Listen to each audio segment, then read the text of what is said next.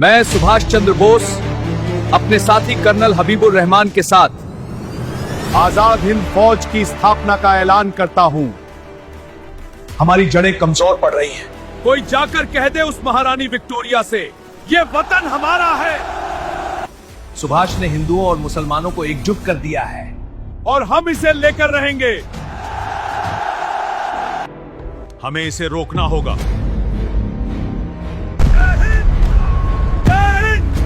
लगता है आबिद के नारे का जादू तुम पर भी चल गया है। आजाद हिंद फौज का मतलब समझते हो?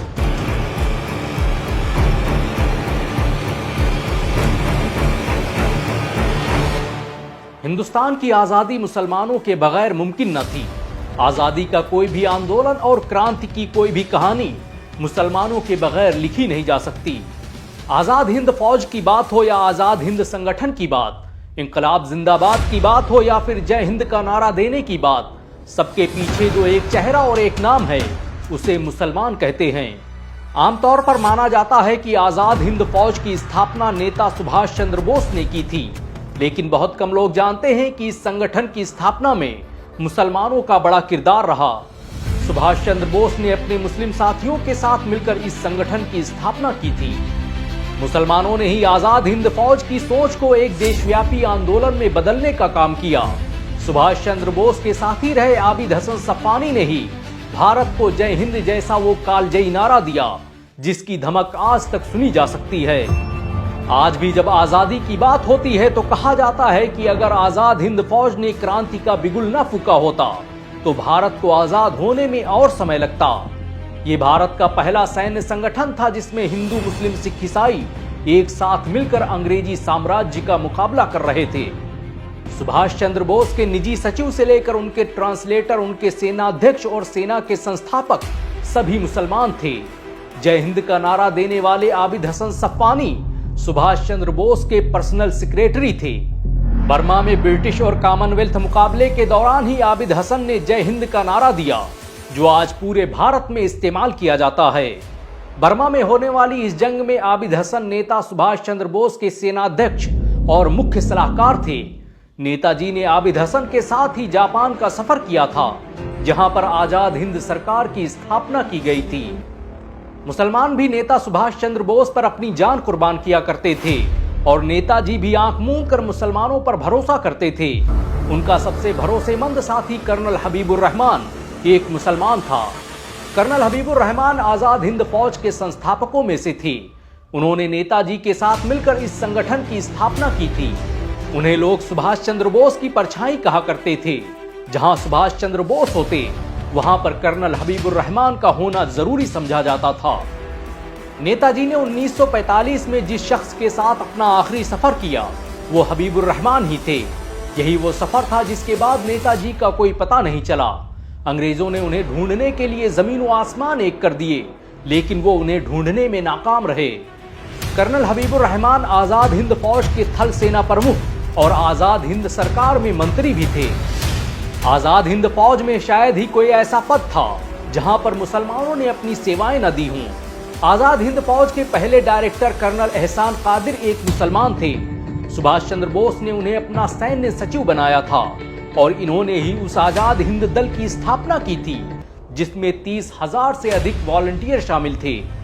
कर्नल एहसान कादिर ने ही सांप्रदायिक सद्भाव परिषद की स्थापना की थी जिसका मकसद फौजियों के दरमियान धार्मिक मतभेदों को खत्म करना था। देश में क्रांति की ज्वाला को भड़काने और लोगों तक सूचनाएं पहुंचाने के लिए इन्होंने ही आजाद हिंद रेडियो की स्थापना की थी। आजाद हिंद फौज के रेडियो चैनल की स्थापना और उसे आजादी के लिए एक टूल की तरह इस्तेमाल करने का विचार एहसान कादिर जैसे मुसलमानों का था। आजाद हिंद फौज के कर्नल और चीफ ट्रेनर इनायतुल्लाह हसन ने नेताजी और भारत की आजादी को लेकर ऐसे रेडियो प्रोग्राम, ड्रामे और गीत लिखे जिन्हें सुनकर जनता सड़कों पर आ गई। आजाद हिंद फौज में महिलाओं, बच्चों और नागरिकों को सिविल डिफेंस और आत्मरक्षा की ट्रेनिंग देने की शुरुआत इनायतुल्लाह हसन ने ही की थी। आपको यह जानकर शायद हैरानी हो सकती है कि शाहरुख खान के नाना मेजर जनरल शाहनवाज खान खुद आजाद हिंद फौज का हिस्सा थे। ये वही शाहनवाज खान थे जिन्होंने आराकान, नागालैंड पर हमला करके अंग्रेजों में दहशत पैदा कर दी थी। एक वक्त ऐसा भी आया कि जब कर्नल शाहनवाज खान को पकड़ना अंग्रेजों का एकमात्र मकसद बन गया था। अंग्रेज कर्नल शाहनवाज खान को अपना सबसे बड़ा दुश्मन समझते थे। 1945 में बर्मा युद्ध के दौरान जब कर्नल शाहनवाज खान को गिरफ्तार कर लिया गया तो अंग्रेजी हुकूमत ने उन पर देशद्रोह का मुकदमा चलाया। अंग्रेजी सरकार की पूरी कोशिश थी कि शाहनवाज खान और उनके साथियों को फांसी दे दी जाए, लेकिन उन्हें मौत के घाट उतारना कोई आसान काम नहीं था। ये देश के प्रतिष्ठित आजाद हिंद फौज के सबसे बड़े चेहरे थे। कर्नल शाहनवाज खान के समर्थन में जनता सड़कों पर आ गई और भारी जन दबाव और समर्थन के चलते ब्रिटिश आर्मी को उन्हें रिहा करना पड़ा। शाहनवाज खान ने अपनी पूरी जिंदगी भारत की अस्मिता और उसकी आजादी के लिए कुर्बान कर दी। 1947 में जब देश आजाद हुआ तो शाहनवाज खान को सैनिकों को प्रशिक्षण देने और अनुशासन सिखाने की जिम्मेदारी सौंपी गई। वो कांग्रेस सेवा दल के अध्यक्ष रहे। कर्नल शाहनवाज खान ने 1952 में पहली बार मेरठ से लोकसभा का चुनाव जीता और उसके बाद अगले 23 सालों तक केंद्र सरकार में मंत्री रहे। वो सालों तक देश के parliament secretary, deputy railway minister, petroleum मंत्री, केंद्रीय खाद्य और कृषि मंत्री के तौर पर अपनी सेवाएं देते रहे। आजादी के बाद 1956 में जब भारत सरकार ने नेता सुभाष चंद्र बोस की मौत के कारणों का पता लगाने के लिए कमीशन बनाया तो उसका अध्यक्ष जनरल शाहनवाज खान को ही बनाया गया। आजाद हिंद फौज हो या आजाद हिंद सरकार, दोनों की स्थापना में मुसलमानों ने बुनियादी किरदार अदा किया। आजाद हिंद फौज और आजाद हिंद सरकार के बीच तालमेल रखने और दोनों में समन्वय बनाने का काम एक मुसलमान कर्नल महमूद अहमद खान का था। ये नेताजी सुभाष चंद्र बोस के मिलिट्री सेक्रेटरी भी थे। आजाद हिंद फौज को लेकर मुसलमानों ने क्या कुछ नहीं किया।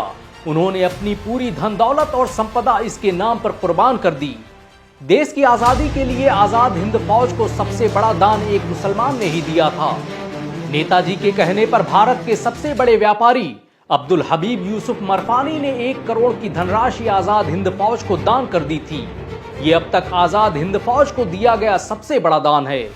यही वजह है कि सुभाष चंद्र बोस ने यूसुफ मरफानी को आजाद हिंद सरकार के सबसे बड़े अवार्ड तमग़े सेवक हिंद अवार्ड से सम्मानित किया था।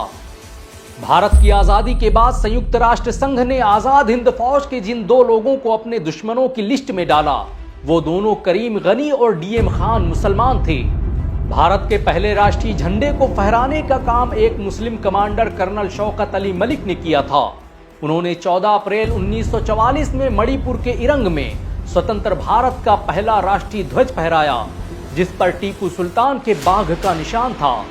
उनके इस हिम्मत और हौसले को देखते हुए ही नेताजी ने उन्हें तमग़े सरदार जंग के अवार्ड से सम्मानित किया था। शौकत मलिक और यूसुफ मरफानी नेताजी द्वारा अवार्ड पाने वाले पहले मुसलमान नहीं थे, बल्कि मुसलमानों की एक बड़ी जमात ऐसी थी जिन्हें खुद नेताजी ने अपने हाथों से सम्मानित किया था। मुसलमानों ने इस देश की एकता, अखंडता और अस्मिता के लिए अपना सब कुछ कुर्बान कर दिया। ये इतिहास और ये दस्तावेज उन लोगों के मुंह पर तमाचा है जो कहते हैं कि मुसलमानों ने भारत के लिए किया क्या है। अफसोस की बात है कि मुसलमानों ने खुद अपना इतिहास भुला दिया। हमें याद रखना चाहिए कि जो कौम अपनी तारीख भूल जाती है उसे सफ़े हस्ती से मिटा दिया जाता है। इस वीडियो को अपने जानने वालों और दोस्तों में शेयर जरूर करें ताकि मुसलमानों के इतिहास को फिर से जिंदा किया जा सके। अगर एक मुसलमान होने के नाते आपको गर्व महसूस हुआ हो तो इस वीडियो को लाइक और शेयर करें। ऐसी और वीडियो को देखने के लिए हमारे चैनल को सब्सक्राइब करें। मुस्लिम इतिहास से जुड़ी वीडियोस और इस्लामिक पोस्ट और जानकारियों के लिए हमारे ऐप इंडियन मुस्लिम को डाउनलोड करना ना भूलें।